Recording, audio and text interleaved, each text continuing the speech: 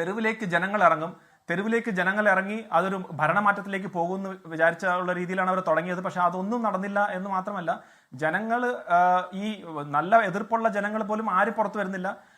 ആ എതിർപ്പുള്ള ജനങ്ങൾ പോലും ഒരു രാജ്യത്തിന്റെ തലവനെ ഇങ്ങനത്തെ ഈ രീതിയിലേക്കുള്ള ഒരു അറ്റാക്കും ആ രാജ്യത്തിൽ ഇതുപോലത്തെ ബോംബിങ് ചെയ്ത് അവരെല്ലാം ഒരുമിച്ചാവും. അത് ഏത് രാജ്യത്തിന്റെ ആയാലും ശരി, അതങ്ങനെയാണ്.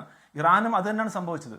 രണ്ടാമതായിട്ട് ഇറാൻ കാൽക്കുലേറ്റ് ചെയ്ത് വളരെ വ്യക്തമായിട്ടുള്ള അവരുടെ ഒരു പ്ലാൻ ഉണ്ടായിരുന്നു. അതായിരുന്നു അവർ പറഞ്ഞ ഡീസെൻട്രലൈസ്ഡ് മൊസാക് ഡിഫൻസ്, DMD എന്ന് പറയുന്ന കാര്യം. അത് അവർക്ക് ഒരിക്കലും പ്രതീക്ഷിച്ചില്ല അമേരിക്ക.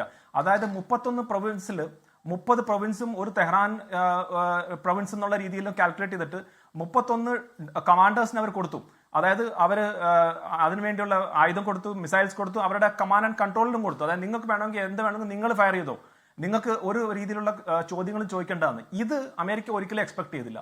അത് വെച്ചിട്ട് എന്ത് വെച്ച് കഴിഞ്ഞാൽ GCC രാജ്യങ്ങളിൽ അവർ എക്കണോമിക് ആയിട്ടുള്ള ഒരു വാർഫെയർ തുടങ്ങി. എക്കണോമിക് വാർഫെയർ എന്ന് പറയുന്ന കാരണം ഈ ഇറാൻ ടാർഗറ്റ് ചെയ്തത് US-ന്റെ എയർബേസ് മാത്രമല്ല, GCC രാജ്യങ്ങളിലെ എണ്ണ കമ്പനികൾ, GCC രാജ്യങ്ങളിലെ ഹോട്ടൽസ്, ഷിപ്പിംഗ് ലൈൻസ്, ഇതെല്ലാം.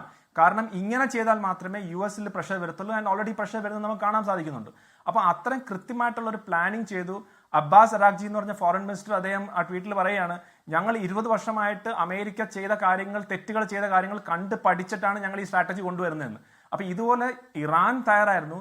പക്ഷെ അമേരിക്ക ഒരു ഈ പേഴ്സണാലിറ്റി ഓറിയന്റഡ് ആയിട്ട് വന്ന് അവരുടെ, ഞാൻ പറയുന്നില്ല അമേരിക്കയിൽ ബുദ്ധിയും അല്ലെങ്കിൽ സ്ട്രാറ്റജി ഇല്ലാത്ത ആളുകളല്ല, പക്ഷെ ഡൊണാൾഡ് ട്രംപ് എന്നുള്ള അദ്ദേഹത്തിന്റെ ആ പേഴ്സണാലിറ്റി ബേസിൽ ഇത്രയും വലിയ ഒരു അബദ്ധം അവർ കാണിക്കൂ എന്നുള്ളൊരു വലിയൊരു ചോദ്യചിഹ്നമുണ്ട്. കാരണം ഇപ്പം അവർക്ക് ഇന്ന് ലേറ്റസ്റ്റ് ആയിട്ട് വരുന്നത് അവർ പറയുന്നത് വെച്ചാൽ ഗൾഫിൽ നിന്ന് അമേരിക്കൻ സിറ്റിസൺസ് മാറിപ്പോണമെന്നാണ്. അപ്പൊ നോക്കൂ, ഇതൊന്നും നേരത്തെ ആലോചിക്കാതെ എടുത്ത ഒരു തീരുമാനത്തിന്റെ ഒരു ലേറ്റസ്റ്റ് ഉദാഹരണമാണ്. ഗൾഫിൽ നിന്ന് അമേരിക്കൻ സിറ്റിസൺസ് എത്രയും പെട്ടെന്ന് പോകണമെന്ന് അവർ തന്നെ പറയുകയാണെങ്കിൽ അവർ എത്രമാത്രം മിസ്കാൽക്കുലേറ്റ് ചെയ്തു എന്നുള്ളതിന്റെ കാര്യമാണ്. ഈ യുദ്ധം ഇനി എങ്ങോട്ട് പോകും എന്നുള്ളത് എനിക്ക് തോന്നുന്നു അമേരിക്കക്ക് തന്നെ ഒരു ധാരണയില്ല. അവർ ഇനി എത്രയും പെട്ടെന്ന് ഇതിൽ നിന്ന് ഒരു എക്സിറ്റ് സ്ട്രാറ്റജി ആയിരിക്കും അവർ നോക്കുന്നത്.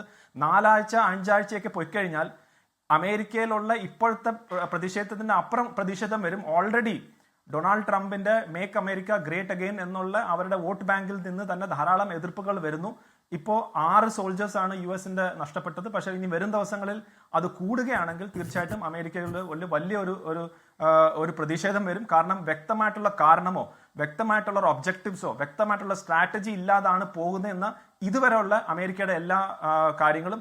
ഡെഫിനറ്റ്ലി ഇറാന്റെ ഉള്ളിൽ നഷ്ടങ്ങൾ ഉണ്ടായിട്ടുണ്ട്. ഇത്രയും ബോംബുകൾ വീഴുമ്പം അവിടെ നഷ്ടങ്ങൾ ഉണ്ടായിട്ടുണ്ട്. പക്ഷെ അവർ വിചാരിച്ചതിന് അപ്പുറം ഇറാൻ ഒരു പിടിച്ചു നിർത്തി ഒരു തിരിച്ചടി നൽകുന്നുണ്ടെന്നത് യാതൊരു സംശയമില്ല.